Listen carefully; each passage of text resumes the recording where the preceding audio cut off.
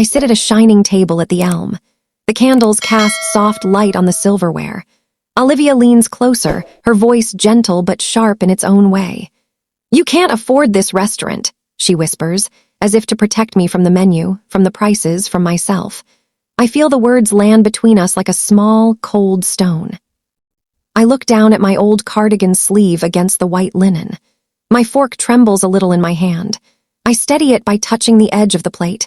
I breathe in and then out. I tell myself, choose calm.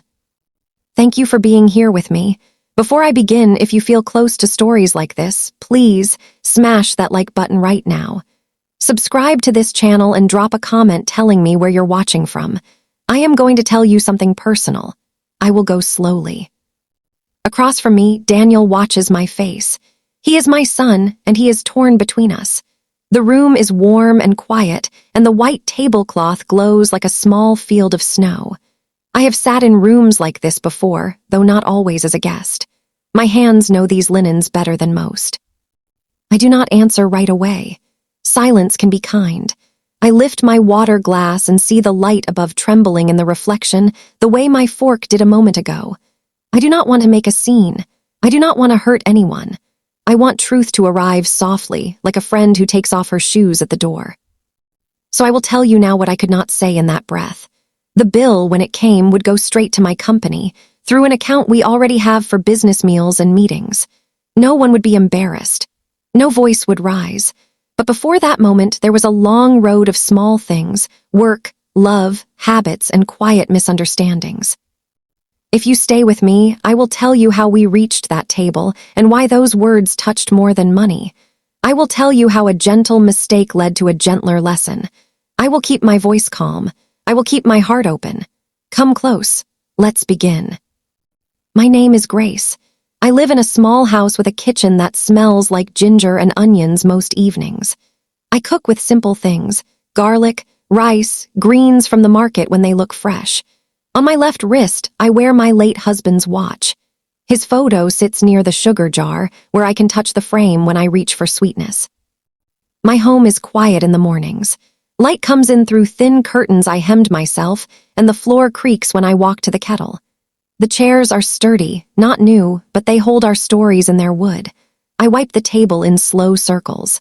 I keep everything clean, not for show, but because it feels like respect. Our company is called Sunrise Linen and Supply. Samuel and I started it with one used washer that rattled like a stubborn old song. We had 2 clients at first, a bakery that needed aprons and a small cafe that served soup in chipped bowls. We picked up, washed, pressed, folded, and delivered. We worked and we worked and we told each other, one day it will feel steady. At night, we would bring home the smell of steam and soap on our clothes. We set up a folding table in the garage, and the neighbors heard the hum of the iron before the sun. I remember the first time I stacked a pile of napkins so smooth they looked like paper. I slid my hand over them and felt a quiet pride rise in my chest. We never talked loudly about money. We just worked and paid people on time. As the years passed, cafes told restaurants about us. We got a small warehouse near the market and bought a second washer, then a third. We hired 2 part-time women who laughed like sisters and taught me to make the corners of a tablecloth sharp with one flick of the wrist. We wrote our name on the door, small letters, Sunrise Linen and Supply. We did not make a fuss. We showed up, week after week. Samuel had a way of speaking that was soft but firm. He checked every seam, held each cloth to the light, and said, "If it is not good enough for our own table, it is not good enough to leave." When he grew sick, we kept the machine steady. Before he passed, he held my hand and said, "Keep it clean, keep it honest, keep it kind." I hear those words in the steam. I hear them in the quiet. Our son, Daniel, grew up with piles of folded linen around him like small hills. He helped sometimes after school, handing me clothespins, making towers out of cardboard boxes. Even now, as a grown man with a careful jaw and kind eyes, he still likes cartoons on Saturday mornings. He calls me Ma, in that soft way that makes me feel like a home he can come back to. He started a new job at a tech company not long ago. He works hard. He wants to make us proud. I met Olivia, his wife, in a quiet cafe with pale walls and a bowl of lemons by the door. She arrived on time and sat straight with a smooth dress and hair in place. Her voice was gentle and controlled. She said, I like order. I smiled and said, so do I. I liked her effort. I could see she wanted to make a good impression. I told myself to be loving and not overbearing. I have seen how too many words can push people away. In the beginning, our talks were polite. I asked about her work and she asked about mine. She liked small, clear answers. I gave them to her. We kept our voices even. Our smiles were careful. Daniel's hand found hers under the table, and the little curl at the corner of his mouth told me he was happy. That mattered most to me. They came to my house for supper the next Sunday. I made chicken soup with ginger, onions, and cilantro. The steam rose and fogged my glasses. Olivia closed her eyes after the first spoonful and said, so comforting. She took a photo of the steam and the bowl on my old table. Cozy, she wrote under it, tapping her phone with neat fingers. I do not understand tags, but I nodded. It made her happy to show it to her friends. We tried to build a rhythm. Some Sundays they came and we ate in the warm kitchen. Some Sundays they were busy and I saved the soup for Monday lunch. When they came, Olivia admired the neatness of my cabinets and the jars lined up with small labels. Everything has a home, she said. I smiled and said, it helps me breathe. She laughed softly and said, me too. I drive an old car that starts with a deep sigh and a will of its own. The seats have small cracks at the edges and I keep a blanket over them. I carry a sturdy canvas bag with strong handles. I wear shoes I risole when the bottoms go thin. It does not bother me. It feels like me. It feels like I am living inside my own skin, not someone else. Once, Olivia and I walked past a bright window with a glittering dress and a pair of shiny shoes. She stopped and looked at them the way a child looks at a cake. New things matter, she said. They show you care. I said, I think care is in how we treat the things we already have. She smiled, but her eyes stayed on the window. We were both telling the truth from where we stood. Another time. She suggested I might try different curtains. They frame the room, she said. They can make the space feel more current. I touched my thin, clean curtains and said, these let the light in. She said, I can help you pick something lovely. I said, you are kind to offer. I will think about it. We both smiled. I could feel the soft difference between us, like two notes played on different strings. Work did not stop because life changed. It never does. I rose early, tied my hair with a clip, and walked through the warehouse, feeling the comfort in the hum of the machines. Steam rose in loose clouds, and the air smelled like starch and lemon. I checked the edges of tablecloths, the weight of napkins, the way they fell when folded. I care about how things fall. It shows the truth of how they were made. At the end of each month, I sat at my small desk by the window and wrote numbers by hand. The ledger calmed me. Line by line, I wrote what went out and what came in. I circled paydays and made sure staff came first. If a delivery truck cost felt heavy, I adjusted somewhere else. I took a quiet pride in paying people before I paid myself. Steady is a kind of love. Sometimes my neighbor, Rosa, came by with a bag of fruit from her brother's tree. She sat on a stool and watched me count. Your hands are steady, Grace, she said. I smiled. It took years to make them so. She would nod and say, you are a tree. Trees do not chase the wind. I did not always feel like a tree, but her words laid a warm blanket over my shoulders. The elm became one of our clients after a tasting event where their manager asked if we could do a finer hem and a softer press. We tried. We brought samples. Miss Park, the manager, ran her fingers over the napkin and said, yes, this. I felt a small, quiet joy. Not pride that shouts, but that gentle lift in the heart when work and care meet. We showed up on time. We followed their exact folds. We listened. They kept us.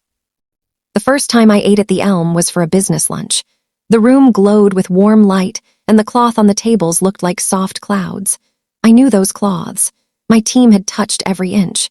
The menu was full of words I did not need, but I could taste the care in the food. Ms. Park and I talked about delivery schedules and the new shade of ivory they wanted for spring. It felt natural, like two hands passing a heavy bowl without dropping it. If you had seen me in that room, you might not have guessed my work. I was in my old cardigan. My bag sat by my feet. I spoke quietly. I did not care to be noticed. I am not against nice things. I simply have learned to love the steady things more. The check marks in a clean ledger, the way a seam lies flat, the smile of a person who feels seen. Daniel loved hearing small stories about the warehouse. He would text me during a break and ask, Ma, did the new steamer arrive? I would send a photo of a box and a thumbs up. He teased me about my old flip phone for years, and then he bought me a simple smartphone. He taught me how to answer with a swipe. "Now you can send me pictures of your soups," he said. I tried. Most of my photos were a little crooked, but he said they were perfect. When he told me he was going to propose to Olivia, he wrapped his arms around me and rested his head on my shoulder like he did when he was small. "I want you to like her, Ma," he whispered. "I want you both to feel at home." I told him I would try. Love grows best in homes where people listen. I reminded myself to be gentle. Change can make people cling to what they know. My job was not to cling. It was to hold. At their small engagement dinner, Olivia hugged me carefully. Her dress did not wrinkle. She thanked me for the set of folded napkins I brought as a gift with their corners like wings. "So crisp," she said. I handed her a small note that read, "For many meals to come." She smiled and slid the ribbon back into place. It was a small bridge between us, a soft cloth laid over a table where we would learn to sit together. As their wedding plans grew, I offered help where I could and I stepped back where they asked. Olivia preferred her family's planner and I understood. I made them a quilt from Samuel's shirts, small squares stitched by my hands over many evenings. I placed it in a box with tissue and a note that said, "Carry warmth with you." She said, "It's very sentimental," and I heard it two ways, nice and also not modern. I told myself it was enough that it would keep them warm. In those months, I kept the warehouse moving and the house calm.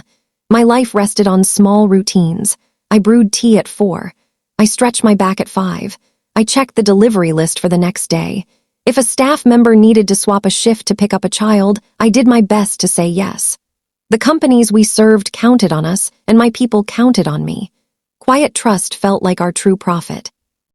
There were differences between Olivia and me, but no big fights. More like different lenses through which we saw the same room. She loved new things, fresh colors, polished surfaces. I loved clean things, careful hands, the memory caught in old wood. She saw respect in a new purchase. I saw respect in a well-kept object. We were both trying to honor our beliefs in visible ways. Sometimes we forgot to translate.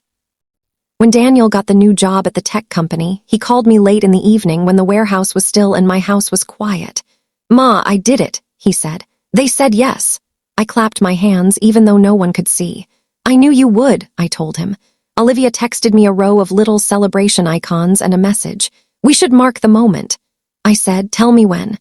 My heart made space for whatever they wanted to do. All this time, I kept Samuel's watch on my wrist. It ticks softly, steady as a good breath. When I touch it, I remember our first washer, the sound of coins falling in a jar marked someday, and the way he would say, "We are building something you can lean on." I did not know how much I leaned on it until he was gone. The machines kept moving. The steam kept rising. The cloth kept folding. And in that regular rhythm, I found a way to keep going. If you stood in my world then, you would see a woman who moved slowly and kept her promises. You would see a son who tried to make peace between the people he loved. You would see a daughter-in-law who cared about order and beauty and wanted to do things in the right way. You would see a small company with clean floors and tired hands and a name that meant hope at the start of every day. And you would see a table, waiting for a meal we did not yet know would test the shape of our love. Small misunderstandings do not start with storms. They start with breezes you almost miss. They lift a curtain. They move a leaf. You tell yourself it is nothing. You tell yourself it will pass. One afternoon, Olivia asked if I could go with her to a home goods store. She said she needed a new lamp, and she wanted my eye. I wiped my hands, closed my ledger, and said yes. We drove in her car, which smelled faintly of new leather. She kept both hands on the wheel and drove like a straight line. The store was bright and cool. Shelves stood like clean soldiers, and everything waited for a home. We walked slowly, side by side. She pointed out neat baskets and smooth bowls. I touched their edges and nodded. I like to touch what I might bring home. My fingers tell me if something was made with care. We reached the sofa section, and she stopped in front of a pale blue couch. The fabric looked like a sky before rain. She placed her palm on it and turned to me with a small spark in her eyes. "This couch would brighten your living room." "It is beautiful. I think I'm all right with mine for now," I said. I felt the old shape of my couch in my back as I spoke. It is soft in the right places.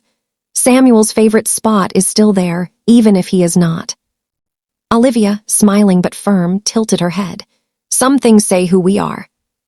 I hope my actions say that, I said, and I meant it in a gentle way. I wanted to meet her halfway. I did not want to make her feel wrong, but I also did not want to trade a memory for a new tag. She ran her hand along the seam again and checked the price. It's an investment, she said. We can help. I thanked her and looked at a small, stain-resistant label as if it were a cloud passing by. We moved on to the next aisle. She showed me sleek planters. These would make your porch feel modern, she said. I held a simple clay pot and felt its weight. This one will warm up in the sun, I said. We both smiled, but our smiles were carrying different bags. At the checkout, she bought a lamp and a woven basket. She asked if I needed anything. I shook my head. I still have baskets from years ago, I said. They are strong. In the car, the bag rustled at our feet. There was a quiet between us that was not unfriendly, just thoughtful. She tapped her steering wheel in time with the turn signals, and I watched the city move by like slow water. A few days later, she sent me links to couches by text. Each one had clean lines and soft tones. Just options, she wrote. No pressure. I thanked her. I did not click. My couch held more than cushions. It held Sunday naps and long talks and a tear or two I did not show anyone. Some things earn their place. Soon after, we went out for a casual brunch. Daniel had a free morning, and he chose a place with bright tiles and plants hanging in little ropes. The sun fell in stripes across the floor. We ordered eggs and bread and coffee. Daniel told us a funny story about a coworker and a misprinted slide. Olivia laughed in a careful way. I liked the way her nails tapped her cup when she laughed. When the bill came, I reached for my wallet. I had set aside money that week to treat them. It was not about the amount. It was about the joy of saying, "This one is on me." As my hand moved, Olivia's hand moved faster. She pressed the leather folder gently but firmly toward her side. "No, Grace, we've got it. Don't worry," she said. Her voice was warm. Her eyes were kind. The words still scratched me, like a tag at the back of a shirt that you cannot quite reach. I smiled. "Thank you," I said. I folded my wallet shut. I did not want to make a big moment out of a small one. I did not want Daniel to feel pulled. The three of us stood up, pushed our chairs in, and walked into the sun. I told myself that letting them pay was also a form of love. The air was light. The scratch stayed. Later, at home, I took the envelope from the shelf where I keep cash for small treats. I slid the bills back into their places in the ledger. I let the feeling move through me like a slow wave. It rose. It fell. It left a trace of salt, and then it was gone. I made tea. I looked out the window at the neighbor's cat washing its paw on my step. There were many small moments like that. Once, at a clothing shop, she picked up a coat with a new cut and held it up to my shoulders. "It frames you beautifully," she said. The mirror was kind. I could also see my old coat in my mind with a mended lining that felt like a story. "Thank you," I said. "I will think about it." The coat went back on its hanger with a soft whisper. Another time, we stood in a grocery store checkout line. I placed my items in careful groups. Olivia watched the screen where the numbers climbed. "You know there's an app," she said. "You can get points." She pulled out her phone, quick and sure. "I can set it up for you." I nodded. "Maybe next time," I said.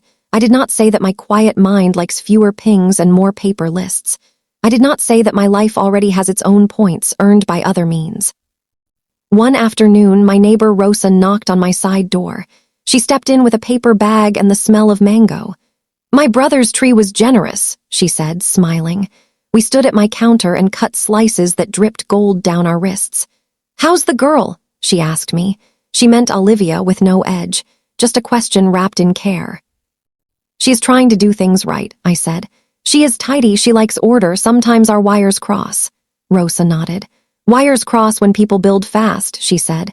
"But you are a tree, Grace. Trees don't chase wind." I laughed softly. "I will try to remember that," I said. She wiped juice from her chin and kissed my cheek. "You always do," she said. Her faith in me was a soft coat I was glad to wear. One evening, as I closed the warehouse office, my phone buzzed with a call from a friend, Leela, who helps with deliveries sometimes. Her voice was careful. "Grace, may I tell you something odd?" she asked. "Tell me," I said. "I saw a story post," she said, hesitating. "I think it was from Olivia. It said, teaching older relatives about taste." It had a picture of a structured lamp. It made me think of you. For a second, the air thinned. I pictured the lamp. I pictured the word teaching. I pictured the hand that posted it and the eyes that might read it. I thanked Leela. I told her I was all right. I set my phone down on the desk. I breathed in and out. I told myself not to chase it. I told myself to let it pass like a cloud. I did not want to be pulled into a wind that would make me say things I would not say in a quiet room. That night, I made soup and watched the steam rise and disappear. I stirred slowly. I thought about the ways we show love. Some show it with purchases, some show it with patience, some show it with posts, some with soup. I put a bowl on a tray and took a picture the way Daniel taught me, a little crooked with a warm blur. I sent it to him with a heart. I did not send it to Olivia. I decided to keep that moment between me and my son. The wedding memory sat in me like a smooth stone. When they were planning, I offered to help where I could. Olivia thanked me and said her family had a planner. "It's easier to keep one person in charge," she said. I said, "Of course." I understood. Many hands can tangle a ribbon, one hand can tie it. At night, after dinner, I started a quilt for them.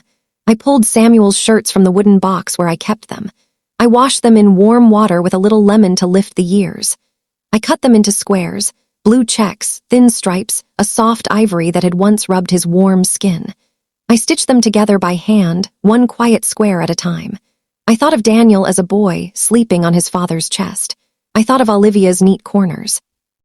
I folded the finished quilt and wrapped it in tissue with a note. "Carry warmth with you." When I gave it to them, Olivia smiled and said, "Thank you, it's very sentimental." Her voice was even. Her eyes flickered to the edge of the quilt where two seams met. I nodded. "It is," I said. "It holds good days."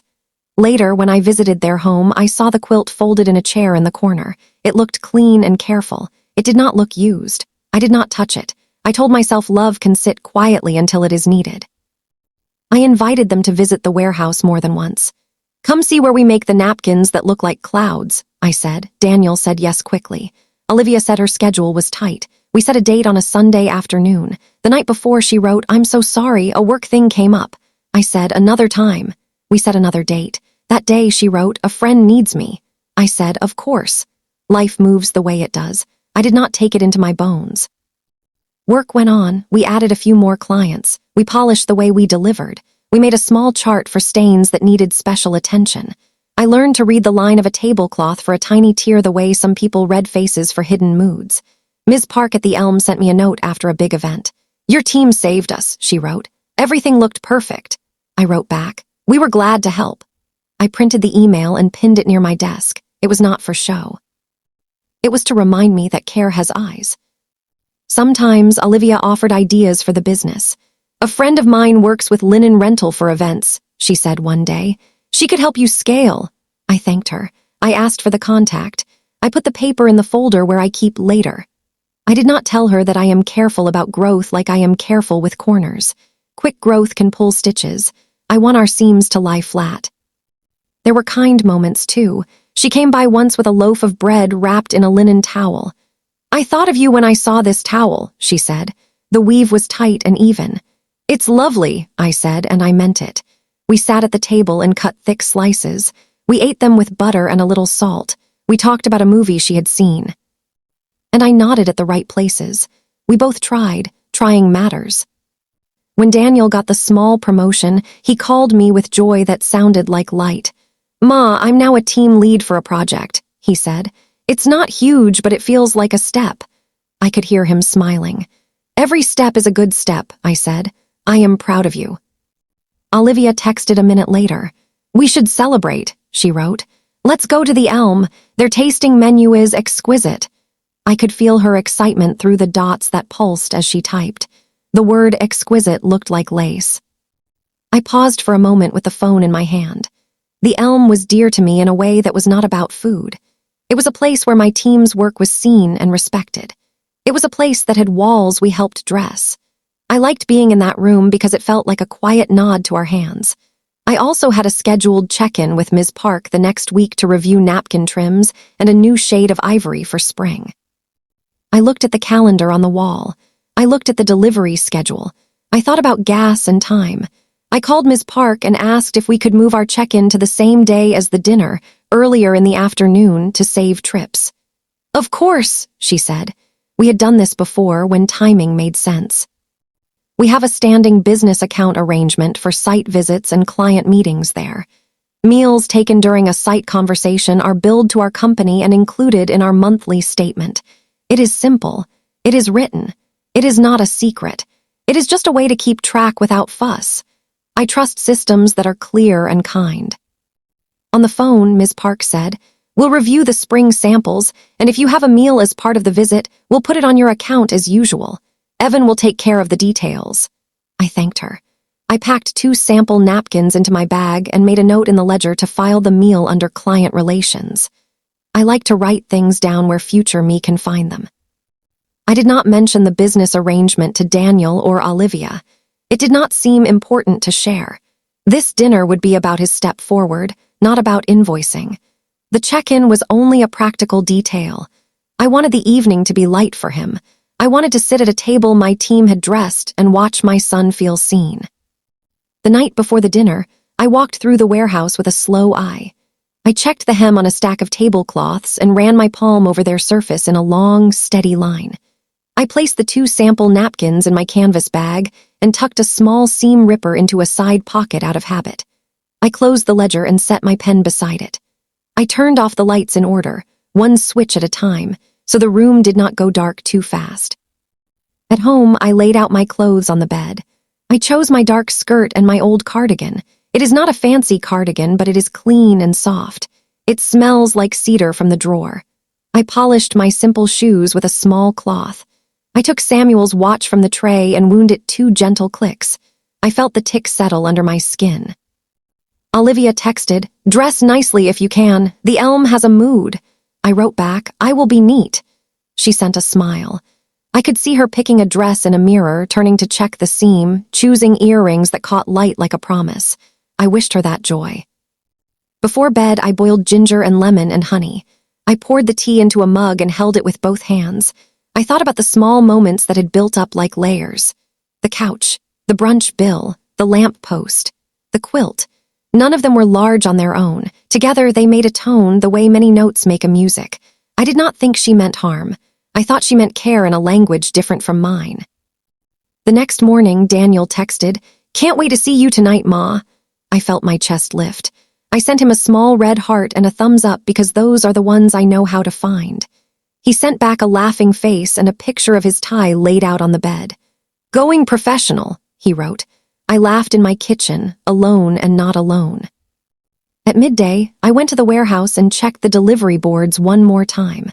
I asked Mina to cover a last-minute pickup. I reminded Jorge to double-count the napkins for a hotel that always asks for 2 extra stacks. I made sure the truck keys were where they should be. I have learned that small checks plant big peace. On my way to the Elm for the early check-in, I carried my canvas bag on my shoulder. The city air was a mix of car breath and bread from a nearby bakery. I walked into the restaurant and felt the slight cool of the air conditioning and the soft hush of good rooms. Ms. Park greeted me near the entrance. We stepped aside and looked at the samples I had brought. She chose a softer edge for spring. We talked about a new location opening soon. We spoke in quiet, clear sentences, the way people do when they both respect time. Before I left the small office area, she reminded me, "If you end up having a meal today as part of the visit, we'll put it on the Sunrise account.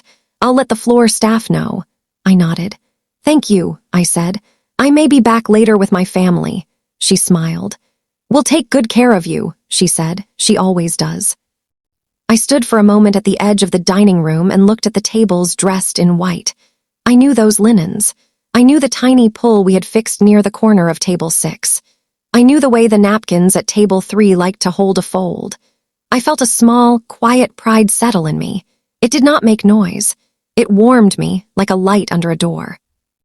I went home to rest for an hour and to water the plant near my window. It leaned toward the light as if watching for something kind. I wrote a small note for myself and tucked it into my bag. Ask Daniel about his project. I like to remember the questions that open the people I love. I sliced an apple and ate it slowly. Then I checked my shoes again. Old habits keep me steady. On my way back out, I saw Rosa on her porch. She lifted a hand. "You go stand in your work," she called softly. I laughed. "I wish that was a dress," I said. She shook her head and smiled. "It is better than a dress," she said. "It is your life." I drove to the restaurant in my old car that hums like a kind friend. I parked a little farther than I needed to, because I like to walk a bit before I sit. The early evening light made everything look mild and even. I thought of Daniel's tie. I thought of Olivia's earrings catching the low light. I thought of the soup I would make the next day with what I had in the fridge. As I reached the door, I touched Samuel's watch and felt the tick against my skin. I told myself, choose calm, as I often do. I allowed a small hope to rise, the kind that hums under a prayer. A celebration can be a bridge. A meal can teach us to see each other. I stepped into the soft room, ready to find my son's face. The rest, I told myself, would be handled with steady hands. The elm glows with low lights. The room feels like a warm hush. White linen covers each table, smooth as calm water. Crystal glasses catch the little flames and hold the light like a secret. My heart swells a little. I know these fibers. I know this work. At the entrance, I smooth my cardigan and look down for a second at my shoes. They are polished as best as I can make them. The air smells like butter and lemon. A soft piano note drifts from somewhere I cannot see. I take a breath and step in.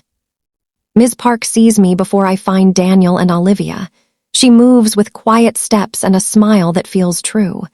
"Good to see you, Ms. Grace. Your team's last order was perfect," she says. "Thank you," I answer. "I have the updated samples." We step to the side where the light is kinder and the hallway is clear. I open my canvas bag and take out 2 napkins I folded like handkerchiefs. One is a soft ivory with a narrow hem. One is a little warmer, with a tiny satin edge that catches the light. She runs her fingers along the seams like someone reading a line of poetry. "This hem feels right for spring," she says. "Delicate but strong." We talk for 5 minutes, the way we always do. We speak about napkin trims for the spring menu. We speak about the new location they are opening in the next town. She asks about delivery windows. I give her times that are honest, not brave. We both prefer truth you can count on. As we close the folder, she glances toward the dining room. "If you have a meal during your visit today," she says, soft and professional, "we'll put it on the Sunrise account as usual. Vendor meals tied to site conversations are billed monthly per the contract." I nod. "Thank you," I say. "We have done this before." It is simple. It is clean. It keeps our books and their books straight. It is a small, steady system that lets people focus on the work they do well. We part with a small bow of heads. I tuck the napkins back into my bag and feel their calm weight. I walk toward the room where the tables glow. I move through the soft light like one of the shadows on the wall. My son is there somewhere. My steps slow down, then find him. Daniel sees me and lifts his hand. His smile is the same as when he was small and showed me a drawing at school. He rises and kisses my cheek. Olivia stands too. She looks lovely. Her dress falls smooth and clean. Her earrings catch the light like small drops of evening. "You look beautiful," I tell her. She smiles. "Thank you," she says. Her voice is even. She pulls my chair out gently. I sit and smooth the linen under my hands. It is our linen. My fingers know the tiny ridges of the weave like a familiar song. The menu is long. The words are soft and careful, like things set down in the right place. Descriptions are poetic. Prices are small numbers but very high numbers. I let my eyes move over them without fear. I am fine to be here. I know the purpose of my time here. I know the path this check will take. I feel the shape of the 2 sample napkins in my bag near my feet. They sit in there like 2 folded truths. I place the bag where it does not trip anyone. I take a sip of water. The chandelier above us trembles in the glass. Daniel reaches over and squeezes my hand under the table. Olivia looks at the menu and then at me. She leans closer. Her voice is soft, as if wrapping me up. "Grace, you can't afford this restaurant," she says. "Please let us treat you. We don't want you to feel stressed." My breath pauses. The words land gently, but they still land. My eyes rest on the reflection in my water glass. It looks like a tiny galaxy at the bottom of a clear pond. I keep my shoulders low. I keep my face open. Thank you for thinking of me, I say softly. My voice is even, I say only that. The words feel right in my mouth. They are kind and true. They do not add weight. They do not throw stones. Inside, my thoughts move slowly, the way fog lifts over a field. I do not want to shame her. I do not want to perform a lesson. I want to keep my dignity and let truth sit down at the table with us calmly. I want the evening to be about Daniel's small win, not about fear. I choose calm, the way I choose a steady seam over a quick fix. Daniel clears his throat and points to a dish with a little joke. This one has a flower on it, he says. Should I eat the garden or the fish? Olivia smiles at him and taps the option with her nail. The garden comes with the fish, she says. You can have both. Our server arrives with quiet steps. His name tag says Evan. His eyes are kind. I think he knows me. He looks, then looks away, the way good servers do when they hold privacy like a plate they will not drop. Good evening, he says. My name is Evan, I'll be taking care of you. He asks about still or sparkling. He explains the chef's small special like a bedtime story. Slow words, simple phrases, a soft ending. We order. Daniel chooses the fish with the garden. Olivia asks for the tasting menu with the notes of citrus and smoke. I select 3 small plates that fit under the kind of hunger I have tonight. I say yes to the bread because I want to break something warm with my son. When the bread comes, the crust cracks like a gentle laugh. The butter is soft and leaves a small shine. We eat slow. Daniel tells a story about a meeting where someone's screen froze at the worst moment. He makes himself the joke. I laugh. Olivia smiles and shakes her head, then describes a dish she once had in another city. The sauce had lemon like a whisper, she says. Her words are neat. They do not trip. I listen more than I talk. I watch their faces in the warm light. I look down at the linen and press a wrinkle with my palm just to feel it give. I think of my team. I think of the steam. I think of Samuel telling me to keep it clean, keep it honest, keep it kind. Evan returns between courses and places plates like gifts we did not expect. He checks on us without hovering. He pours water the way rain falls on still leaves. Once our eyes meet. He gives the smallest nod, as if to say, I see you. I return the nod as if to say, thank you for holding this with care. Daniel lifts a fork with a small, perfect bite and says, It's tiny, Ma, but it tastes like 5 things at once. I smile. Sometimes tiny holds more, I say. Olivia leans in toward her plate and breathes in. There's a note of citrus, she says, happy, and something floral. Daniel grins. Told you the garden was in there, he says. For a moment, we are just 3 people tasting something and sharing our faces. Between the second and third course, I feel the napkins in my bag again. My foot touches the canvas. It grounds me. I picture Ms. Park's careful hands over the trim, the way she nodded when I told her the delivery day would be Thursday. I picture the ledger line where I will write this meal, clear and simple under the code for site visits. I let that picture sit in my mind like a stone in a stream. It does not move. The water moves around it, but it keeps its place. Olivia asks me a gentle question about my week. Busy, she says. I say, steady. I tell her one small thing about a fancy hotel that changed their napkin fold and asked for a tutorial. I went and showed them in person, I say. Sometimes hands teach better than words. She smiles and says, I would have loved to see that. I nod. Next time, I say, and I mean it. The room hums with low conversation. Plates slide quietly across linen. Glasses kiss wood with soft sounds. The candle between us makes our faces look warmer. I think about all the tables at once and how many hands it takes to make a room feel easy. Cooks, servers, dishwashers, drivers, pressers, folders. Work is a long chain of quiet promises. The last savory dish comes. Daniel lifts his glass and says, to small steps. We touch our glasses lightly. The sound is like a bell very far away. Olivia's eyes shine. I give him a look that says, I see you. He sees it. When Evan brings a small dessert, Olivia shakes her head at first, then says yes. Let's share, she says. Just a few bites. We each taste a spoon. It is fruit that tastes like a summer day and a cream that is not too sweet. I remember the mango Rosa brought. I imagine her smile. I carry that warmth into the next minute. Then Evan returns with a small leather folder. He sets it down with care, the way you put a sleeping baby in a crib. His voice is calm and gentle. He speaks as if the news is normal because for us, it is. This has been taken care of through Sunrise Linen and Supplies account, as arranged by Ms. Park, he says. We'll send the invoice with your monthly statement. Silence comes to our table, not heavy, just open. The flame flickers. A couple at another table laughs softly at something we cannot hear. Time slows down enough to see each other. Daniel looks at me. Mom, he says. His voice is a question and a blanket. He is not alarmed. He just wants to stand where I am standing. It's all right, my love, I say. I had a short meeting here today. Olivia's eyes move from me to Evan and back. Her hands fold, then unfold. She speaks softly as if she is afraid her voice might crack. Your company. I hold her gaze. I keep mine soft. I own a small linen supply company, I say. We serve restaurants. The Elm is one of them. I had a check-in with Ms. Park before dinner to review spring samples. We have a standing account for client meetings and site visits. Today's meal is covered that way because I combine the visit with our time here. I do not mention profits. I do not mention numbers. I do not say the word afford. I only share that this is my work and this is the system we use, and I am glad to be here with them. I set the facts on the table like folded napkins.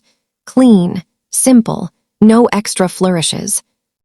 Evan inclines his head once more and steps away.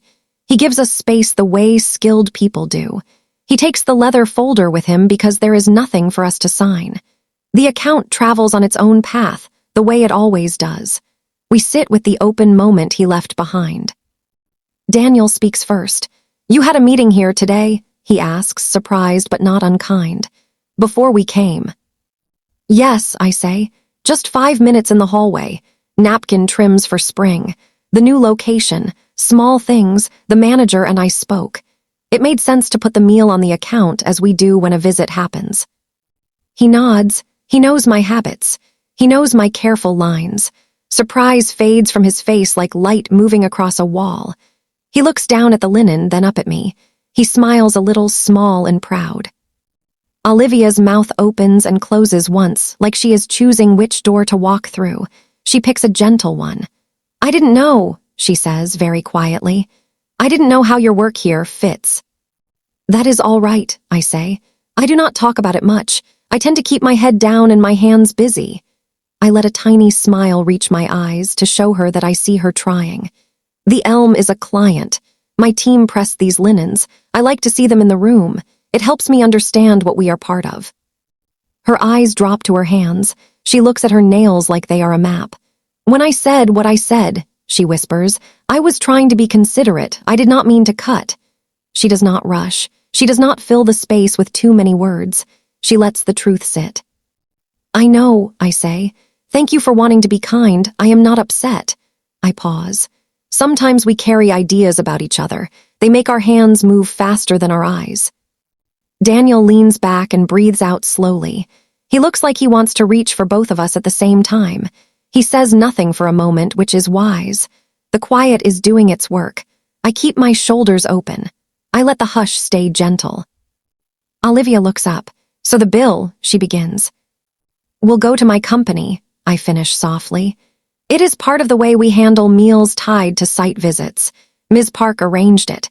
They will send the invoice with our monthly statement. It is normal. It is on the books. It keeps things simple. She nods once, then again. Her eyes shine a little in the candlelight. It is not a sharp shine. It is soft like a thought landing. I see, she says. I reach for my water glass. The reflection of the chandelier still dances there, smaller now that the candle has burned down a bit. I take a sip. The cool touches the place where words gather in my throat. I set the glass down with care so it does not make a loud sound. Daniel clears his throat. I didn't know you had a meeting today, he says again, but now there is a hint of a smile in it. Of course you did. You are always mixing care with practical things. He shakes his head, but not in disapproval. In wonder, maybe. In recognition. I try, I say. Old habits save a trip, keep a promise, make one action hold two kinds of good. I think of the way I fold a corner so it lies flat and holds its shape. It is the same thought, but in cloth. Olivia's fingers touch the edge of the tablecloth like she is meeting it for the first time. "You made this look," she says. "You and your team." She rubs the fabric between her thumb and finger. "I have eaten at tables like this for years. I did not think about the hands before." Her voice is quiet. There is no shame in it, only a new seeing. "Many hands," I say. "Not just mine, many quiet ones." I do not want to make a speech. I am careful not to turn the moment into a lesson with a chalkboard. I let the facts breathe on their own. Evan returns with a small plate of petit fours we did not order. They look like tiny squares of painted sunset. "A little something from the kitchen," he says. "Congratulations," he adds, looking at Daniel. Then he looks at me and says nothing, which says enough. He moves on like a leaf in a stream, doing his work.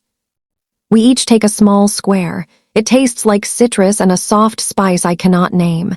We eat in slow bites. The sweetness is quiet. It does not rush the tongue. It sits with us. It lets us be. Olivia looks at me with a question inside her face. She opens it gently. "Do you like coming here?" she asks. "Not for work, for you."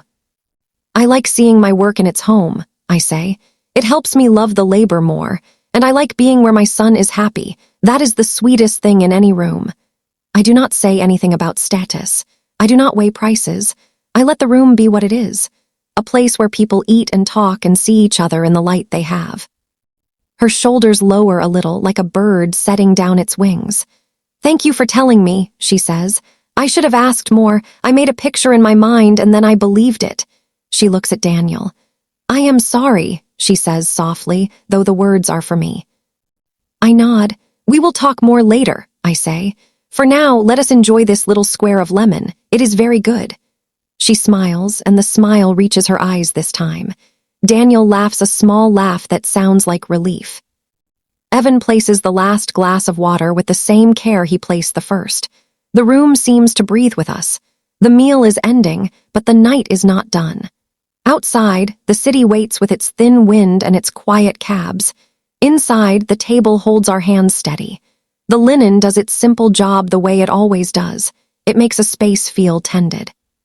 We sit for a few minutes more, not because we have to, but because staying gives the moment time to settle into us. Daniel looks around the room like he is seeing it for the first time too. He sees what I see, the hands behind the glow. He reaches for my hand again and squeezes it under the table, a silent thank you for being steady. Olivia takes a breath and lets it out slowly.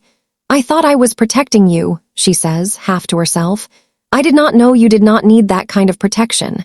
She does not look embarrassed. She looks awake. "Sometimes we try to carry people who are already standing," I say. "It is a sweet impulse. It can also be heavy for everyone." I smile to soften it. "We are learning." She nods. "We are," she says. "I am." She touches the cloth again. "I will never sit at a table like this the same way."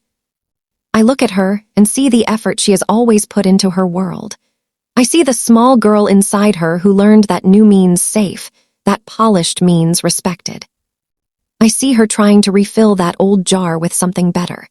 It makes me want to meet her halfway on some other day, in some small store, maybe in front of a lamp we both could love. When we finally stand, the chair legs move softly on the floor. I take my bag with the 2 sample napkins. I thank Evan the way you thank someone who held a fragile thing with care. He smiles and nods. Ms. Park catches my eye from across the room and gives a small, professional lift of her chin. I return it with a grateful bow of my head. We walk toward the door in a small line, Daniel between us like a bridge. The soft evening air waits outside. The hum of the street is low and kind. I touch Samuel's watch and feel the steady tick. On the sidewalk, we pause. The light from the restaurant spills onto the stone like a poured ribbon. Daniel rubs his hands together once, then puts one in each of our small spaces, careful not to pull too hard. "I want to say something," he says, "but I think we said enough for now." "We did," I say. "We can say more in the car or not at all tonight." I look at Olivia, and she looks back with open eyes. "Thank you for coming," she says, and there is a new tone in it. Less perform, more share. "And congratulations again," I add, touching Daniel's sleeve. He laughs. Thank you, Ma, he says. We take a few steps together, slow and even. A couple passes us, holding hands. Somewhere a bus sighs at a stop. I feel the napkins in my bag. I feel the warmth of the meal not just in my body but in the space between us. The turning has begun and it is gentle.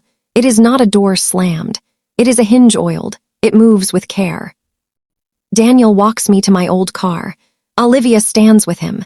None of us rush to fill the space with too many words. The night has already spoken the ones we needed. I open my door and turn back to them. We will talk soon, I say, at a volume that fits us. Olivia smiles a small, honest smile. Yes, she says, I would like that. Daniel kisses my cheek again. Drive safe, Ma, he says. Text me when you get home. I will, I say, though he knows my texts arrive like small birds who find their way when they can. He laughs and shakes his head. I sit and start the engine. The car hums like a low hymn. As I pull away, I glance in the mirror. I see them standing together under the soft light like two figures in a painting. They turn toward each other, and their heads lean close. It looks like a new chapter starting in a quiet font. At the first red light, I rest my hands on the wheel and breathe.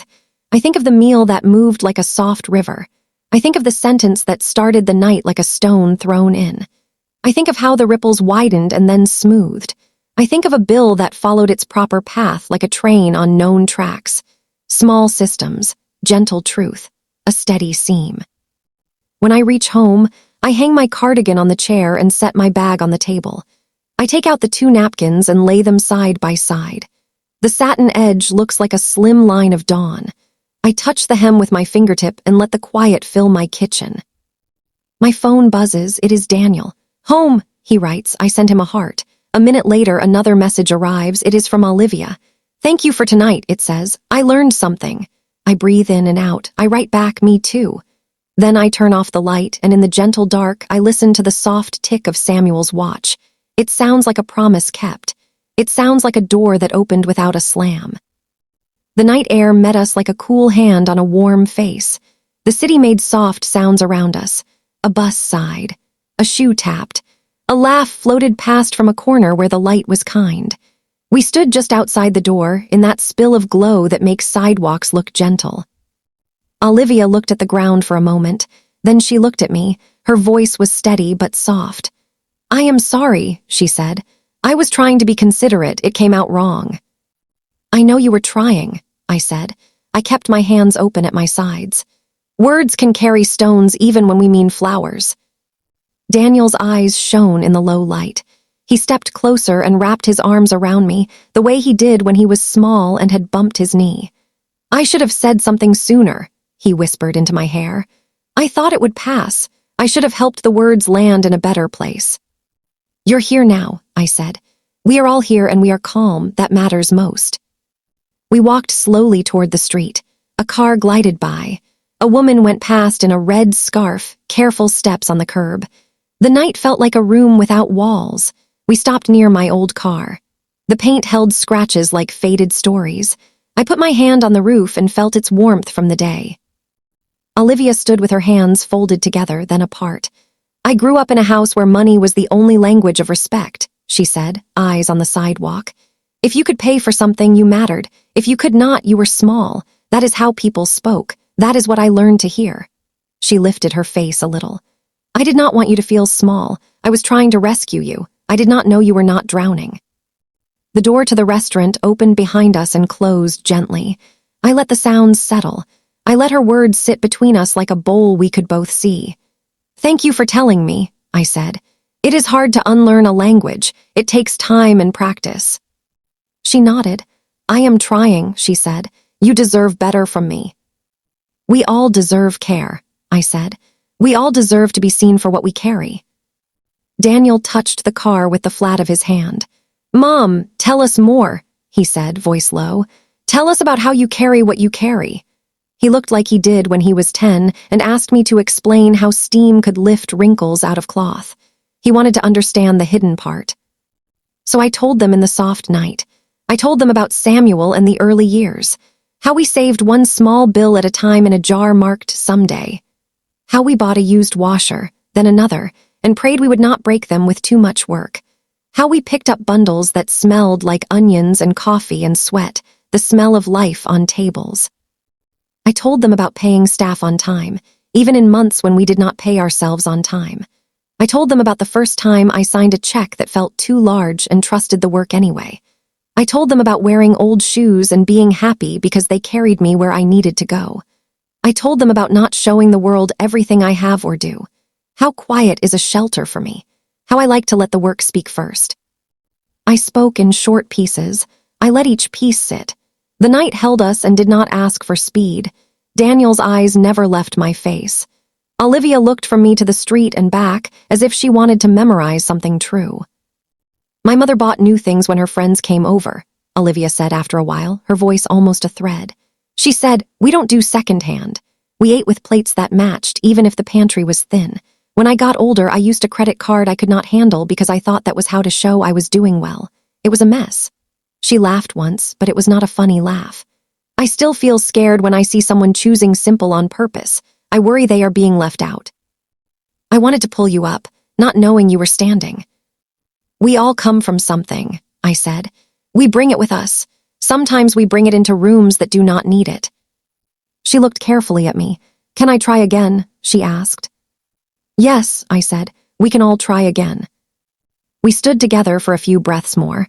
The quiet made space inside my chest. Family life is full of these small pauses where you decide to move closer or to step away. We stepped closer. Daniel reached for both our hands at once. He did not hold tight. He just made a small bridge. "Come to the warehouse this week," I said, feeling the thought rise like a gentle idea. "See where I spend my days. Meet the people whose hands make the cloth that held our dinner." Olivia let out a breath I did not know she was holding. "Yes," she said. "I would like that very much." Daniel grinned. "Tuesday?" he asked. "Wednesday is quieter," I said. 10 in the morning if you can." "We'll be there," he said. He pressed his lips to my forehead. "Drive safe, Ma." "I will," I said. I got into my old car and watched them in the mirror as I pulled away. They stood in the soft light and turned toward each other. Their heads leaned in. It looked like a promise made without words. The next day, I woke with a clear place in my mind for the visit. I went to the warehouse early. I asked Mina to tidy the sample shelf by the front desk. I asked Jorge to sweep the delivery bay, not because I wanted to impress, but because a clear floor is a kind welcome. I put a small sign by the sink that said, "Tea, milk, sugar," for anyone who wanted a warm cup. Rosa came by as she often did, with a paper bag that smelled like sweet bread. "Company coming?" she asked, smiling at my orderly front table. "My son and his wife," I said. "They're coming to see where the steam lives." She laughed. "Good, bring people to the root," she said. "It helps the branches know where they are held." I told her about the night in the lightest words I could. She listened without interrupting, her hands still on the bag, her eyes kind. When I finished, she shook her head softly. "You are doing fine," she said. "Even if young people move fast, you are a tree, Grace. Trees don't chase wind." "I hold that in my pocket," I said. "It reminds me not to run where I should stand." On Wednesday, I stood by the door at 9:55. The machines hummed, steady and strong. Steam rose from the pressers in soft puffs that looked like little clouds leaving home. The smell of starch and lemon and clean cotton filled the air. The floor shone in strips where sunlight fell through high windows. At 10 exactly, Daniel and Olivia walked in together. Their steps slowed as if the room itself asked for it. Daniel's eyes widened. "It's like a heartbeat," he said, hearing the rhythm of the place. "It is," I said. "It keeps time for me." Rosa appeared with 3 paper cups of tea and a smile. "Welcome," she said, offering them with both hands. "I am Rosa." Olivia took a cup with a small bow. "Thank you," she said. "This smells like home." Rosa winked at me, then went to talk to Mina near the folding line. I led them through the open space. "This is Mina," I said. "She is our fast hands." Mina laughed and waved, not stopping the smooth motion of her fold. "This is Jorge," I said, pointing toward the loading bay. "He knows every street faster than a map." Jorge tipped his cap, then lifted a bundle like it weighed less than air. "And this is Leela," I said as she rolled a cart past. "She keeps the puzzle pieces moving." Leela smiled. "We do it together," she said. Olivia's eyes followed everything. She watched a tablecloth slide under a press and come out flat as still water. She watched napkins stack into neat towers. She listened to the whoosh of steam and the soft slap of cloth on wood. She ran her fingers over a fresh pile of napkins, slow, like reading. She whispered, "I never thought about the hands that make a table look like this." "Most people do not," I said. "That is all right. We do not do it to be noticed. We do it because it is our work and it is good to make things clean." Daniel tried to fold a napkin. Mina showed him a flick of the wrist that makes the corner sharp. He tried again. His fold was a little crooked. He laughed. "I need practice," he said. "My hands want to rush." Mina grinned. "Hands learn slow," she said. "They remember what they repeat." We stood together as a delivery truck backed into the bay with a steady beep. Jorge guided it with one hand and a whistle. The driver jumped down and waved. The men moved bundles with easy care, like passing bobbies across a small gap. Work, done well, looks like a dance you do not notice until you really look. I took them into the small office with the window that faces the floor. The desk was clear. The ledger lay open, as it always does at this hour. I pulled 2 chairs close and sat where I always sit. The pen rested in its groove. The simple clock on the wall ticked like it had a job to do. "These are our numbers," I said.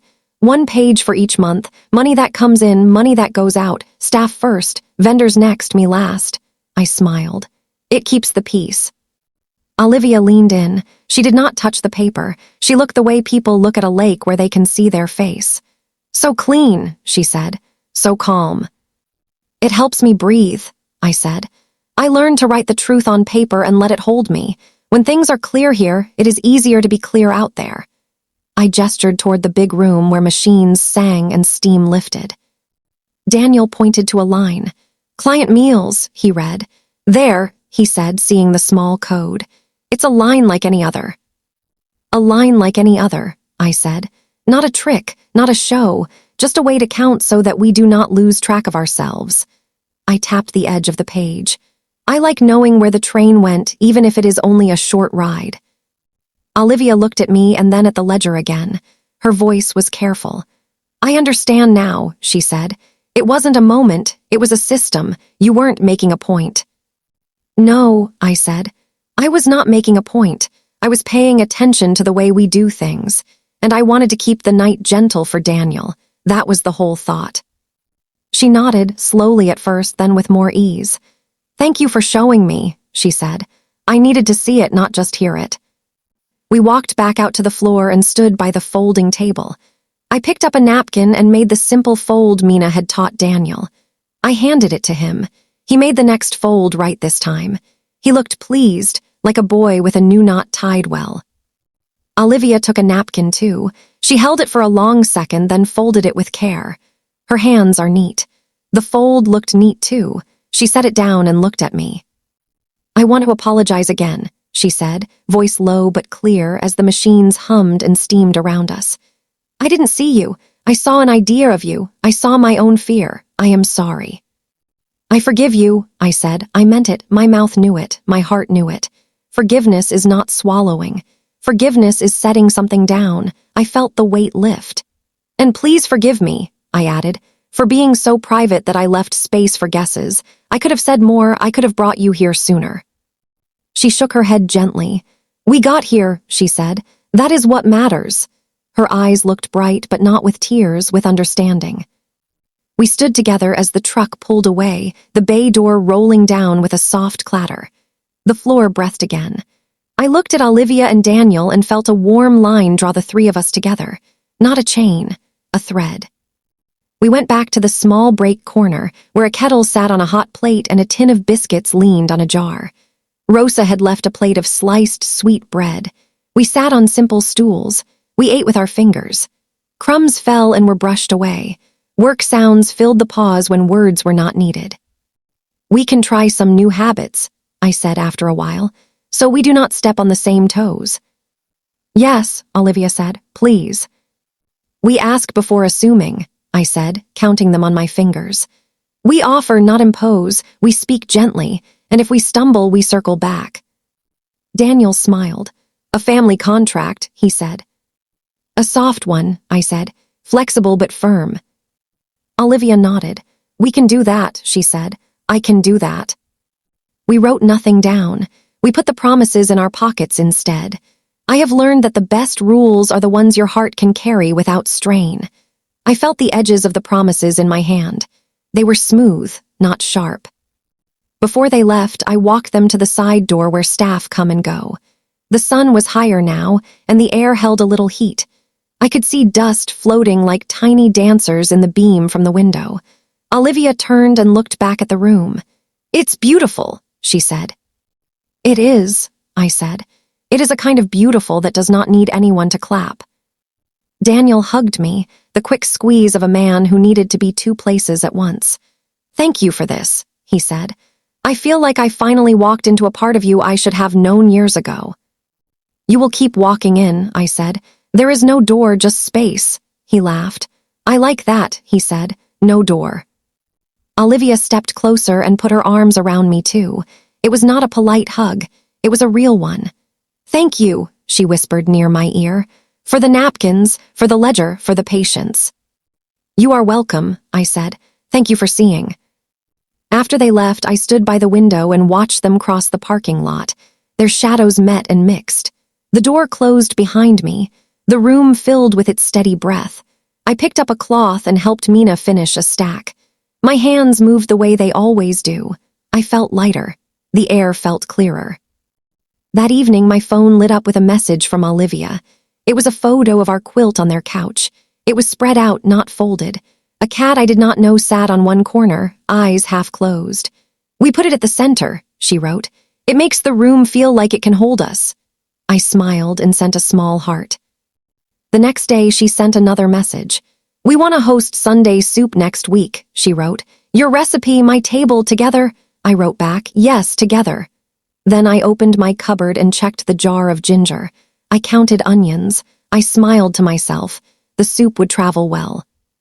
Over the next days, small changes showed up like new shoots in a garden. Olivia asked before buying a thing for my house. Do you want me to pick up curtains? She wrote once. Only if you ask. I wrote back, I like my light. She sent a smiling face and said, then I like your light too. At a cafe, the bill came. I reached for my wallet. She let me reach. She waited. May I treat? She asked.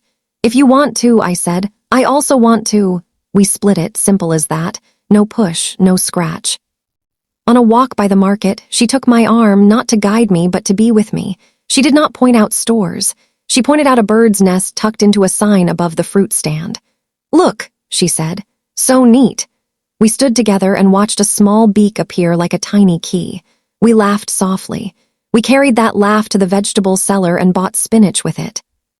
Daniel watched us with the soft relief of a man whose shoulders could lower finally. He sent me pictures of his tie folded in a drawer, ready for Monday. He sent a photo of a doodle on a meeting note. It was a small folded napkin, drawn in pen. Practicing, he wrote. I sent back a thumbs up. He sent a laughing face. At the warehouse, I felt my team notice a different ease in me. People sense when a knot in you has loosened. Work felt the same and also better. I moved through the machines with the same rhythm, but my steps felt a half-ounce lighter. Peace has a weight. You know when it puts itself down. One afternoon, Ms. Park called about a new event. We talked about numbers and timing. At the end, she said, I saw you here with your family. It was nice. I smiled into the phone. It was, I said. We are learning more about each other. She said, that always shows in the work.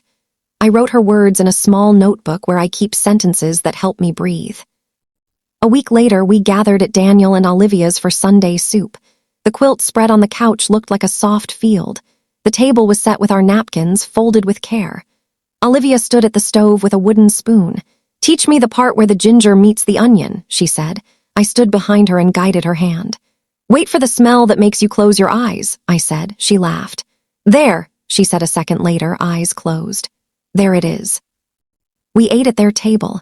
The soup tasted like my kitchen and like theirs. That is how shared worlds taste. Daniel told a story about his team, and he said, "We ask before assuming like it was normal." It made me smile. It was normal now. After we ate, Olivia reached for the bowl before I did. "I'll wash," she said. I said, "We can do it together." We stood at the sink and passed dishes like small boats. We did not hurry. We made a rhythm. It felt like a song without words. When the dishes were done, we sat on the couch. The quilt warmed our legs. The room felt held. Olivia turned to me. "May I say something?" she asked. "Yes," I said. "I keep thinking about that sentence you said," she began. "Words can carry stones even when we mean flowers. I like stones," she added, smiling a little. "In gardens, they hold the shape, but I do not want to put them in anyone's pocket." She took a breath. "If I stumble again, I will circle back, I promise." "I will too," I said. "We all will. Stumbling is part of walking." Daniel looked at us the way a person looks at a sunset he did not plan. "This is good," he said. "This is so good." Before I left that night, Olivia handed me a small wrapped bundle. "A kitchen towel," she said. "It's simple, strong, no fringe. I thought of you." I unfolded it and rubbed the weave between my fingers. Tight, honest. "Thank you," I said. "It will work hard." She laughed. "That's the best compliment you can give anything," she said. "It will work hard." We kept practicing our new habits. We asked before assuming. We offered, not imposed. We spoke gently. When a sentence came out wrong, we named it and tried again. It did not make life perfect. It made it kinder. And that is more than enough. Weeks later, I found myself back at the Elm for a quick meeting with Ms. Park. I walked through the soft room, past tables dressed in white. My hands brushed the cloth when no one watched. I felt the strength of fibers I knew by heart. I saw a young couple at a corner table sharing a dessert and talking with their heads close. I wished them the gentle lessons we had learned. When I went home that day, I sat at my kitchen table and opened the ledger. I wrote the numbers with my steady hand. I circled payday and placed the pen down. I looked at Samuel's watch and touched its face. The ticking felt like a friend. My phone buzzed. It was a photo from Olivia. She had placed a small vase of leaves on her table, not flowers, just leaves, green and simple, catching light. "I thought you'd like this," she wrote. I wrote back, "I do." Then I put the phone down and looked at my own table. It did not need anything else to feel complete. It had my hands on it. It had a place for soup. It had room for 2 more bowls. Love is not loud. Respect is not always new. Sometimes the strongest thing you can do is to keep your voice calm and let truth sit down with you. We did that. We are doing that.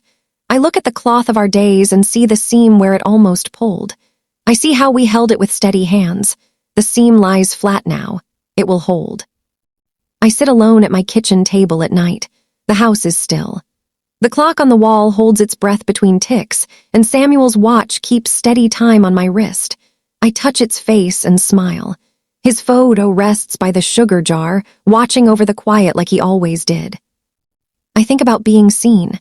Most of our lives are made in rooms no one photographs, kitchens with soup steam, warehouses with the hum of work, sidewalks where we walk home with tired feet.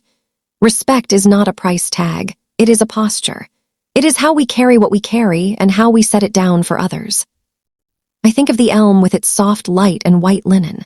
I think of the tables my team dressed and the way the napkins lay calm under careful hands. I remember Olivia's fingers on a neat stack, Daniel's first good fold, Ms. Park's quiet nod, and Evan's kind eyes that knew when to step forward and when to step back. I think of how gentle truth sat with us and made room for all 3 of our hearts. And I think of you, listening to me now, wherever you are. If you've ever been told you don't belong where you quietly work to stand, I see you. If you've ever judged too quickly, I see you, too. We are all learning. We can start again with softer hands and better words. My phone buzzes on the table. It is a photo from Olivia. My quilt, the one with Samuel's shirts, is spread on their couch. A small cat sleeps in the corner like a button. "It's our favorite now," she writes. I send back a simple heart and rest my hand on the wood. Warmth rises like a small flame. I plan a staff appreciation lunch for Friday. Nothing fancy, just food that tastes like care. Olivia insists on helping set up, not to make a show, because she understands now. We order from a modest, good place that wraps the bread in plain paper. We use our own linens, of course, clean, pressed, corners true. On Friday morning, Olivia stands beside me in the warehouse, tying ribbons around paper cups of cutlery. Rosa brings a vase and fills it with green leaves from her yard. "Leaves last," she says, smiling. Mina laughs with Daniel as he tries another fold and gets it right on the second try. Jorge lines up chairs so the aisles stay clear. Olivia steps back to look, not with a critic's eye, but with a helper's eye. She moves one chair an inch, then smooths a wrinkle with her palm. "Better," she says quietly. When we eat, I lift my cup for a small toast. "Thank you for your hands," I say. "For the work no one claps for, the kind that keeps rooms ready for joy." That is all. We pass bowls and tear bread. The room fills with easy talk and a soft kind of laughter you only hear when people feel safe. Olivia carries plates and learns names. Daniel refills water and listens more than he speaks. I sit for a minute and let the sight of them settle in me. There is no photo on anyone's screen. The picture lives here, and that is enough. Rosa wipes a crumb from the table with the side of her hand. Mina tells a small joke. Jorge shakes his head and tries not to smile. The truck beeps once outside and waits, patient and steady, like the heartbeat of the day. Later that night, I come back to this same table at home. I run my hand over the wood and feel the tiny nicks that tell our story. I turn the watch so the face lies smooth against my skin. The house is quiet. I breathe. Here is what I know. Don't judge by the loudness of a person's life. Look for the quiet work, the steady kindness, the way someone shows up when there is no applause. Strength often whispers. It folds the corner well. It pays people on time. It makes soup and brings it hot. We will make mistakes. We will say things that carry stones when we meant flowers. When we do, we can circle back. We can ask instead of assume. We can offer instead of impose. We can keep our voices calm and let truth take its seat at the table. I turn off the kitchen light. The room holds its shape in the soft dark. Samuel's watch ticks on, tender and sure. Tomorrow I will wake, tie my hair, unlock the warehouse, and listen for the hum. We will fold again. We will keep it clean, keep it honest, keep it kind. And in that simple work there is always hope.